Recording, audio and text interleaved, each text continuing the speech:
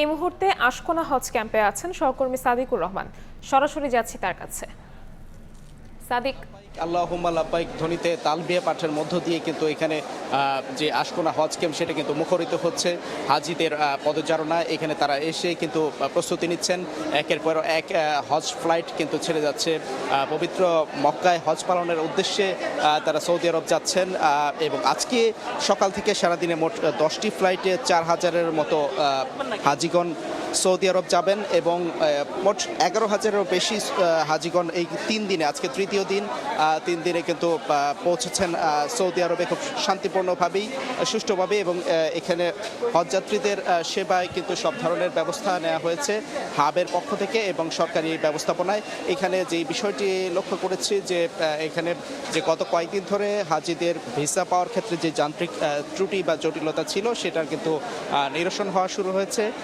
এখানে প্রায় 19,000-এর মতো হজযাত্রী যাদের ভিসা জটিলতা ছিল সেটা কিন্তু কমে এসেছে এবং প্রতিদিনই হাজিগণ খুব সুন্দরভাবে এখানে এসে প্রস্তুতি নিয়ে যাচ্ছেন। এখানে এসে কিন্তু মুআল্লিমের মাধ্যমে দিক নির্দেশনা নিচ্ছেন এবং তারা এখানে সাদা যে 2টি কাপড়ের মাধ্যমে ইহরাম বেঁধে সব সুন্দরভাবেই নিয়মকানুন মেনে তারা কিন্তু প্রস্তুতি নিয়ে এখান থেকে এয়ারপোর্টে গিয়ে ফ্লাইটে চড়ে কিন্তু তারা যাচ্ছেন। এবং একটা বিষয় যে মোট যেই 87,100 জন যেই যাত্রী এবার হজ করতে যাবেন সৌদি আরবে, এবং এবার কিন্তু শেষ ফ্লাইট যে প্রাক হজের যে ফ্লাইটগুলো ছেড়ে যাবে 31 মে পর্যন্ত, এবং হজ শেষ করে ফিরতি যে ফ্লাইটগুলো সেটা শুরু হবে 10 জুন থেকে, কিন্তু ফিরতি ফ্লাইট শুরু হবে। এক্ষেত্রে এইখানে যে দিনগুলি আছে এর মধ্যে কিন্তু অনেকগুলি ফ্লাইট ছেড়ে যাবে একের পর এক, প্রতিদিনই ফ্লাইট ছেড়ে যাচ্ছে। এ পর্যন্ত যারা যাচ্ছেন এখানে এসে সন্তোষ প্রকাশ করছেন, কারণ এখানে যে ব্যবস্থাপনা নেওয়া হয়েছে, এখানে সরকারের পক্ষ থেকে বলা হয়েছে যাতে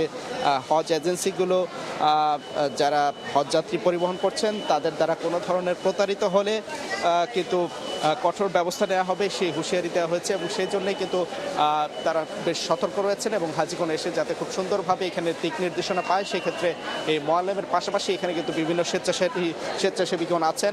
এখানে বাংলাদেশ স্কাউটের সদস্যরা কিন্তু এখানে দায়িত্ব পালন করছেন, পাশাপাশি পুলিশ এবং হজের যে ব্যবস্থাপনায় যারা নিয়োজিত আছেন তারা খুব সুন্দরভাবে সেবা দিয়ে যাচ্ছেন এবং হাজিগণও খুব সন্তোষ প্রকাশ করেছেন। এই ছিল এখান থেকে সবশেষ তথ্য। সরাসরি যুক্ত ছিলাম আশকোনা হজ ক্যাম্পে।